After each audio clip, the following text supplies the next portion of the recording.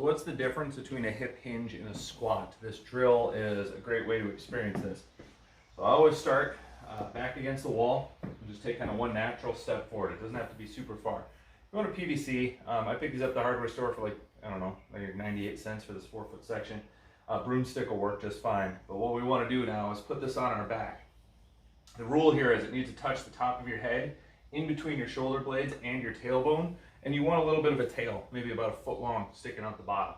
So you can use 2 hands to hold that in place, and we're going to maintain contact. Head, shoulder blades, and tailbone the whole time. So my back can't bend off the stick, okay? It forces me to hinge at the hip, that's the point.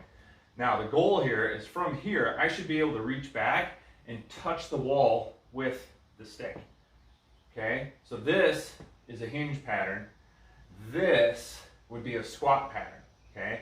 I have to push my hips back towards the wall. If I step forward a little bit further, it's going to be a little bit harder for me, and I have to reach back and find the wall with that stick versus doing a squat, which is straight up and down. And you can feel the difference in loading when you do this, right? So the hip hinge is from here up is straight, locked, and I'm only moving my hip joint. The problem is, if I lean forward, my weight's going to go forward. So what I actually have to do is a soft bend to the knees so that I'm shifting back. So it's like somebody grabbing the back of your pants and pulling you back, and you're folding in the middle, right? Your weight's going to shift back onto your heels, and you're going to hinge at the hip. So yes, there is a knee bend, but this is the angle that we're working on. Versus a squat, which is going to be straight up and down, is much more loading the quads than the posterior chain.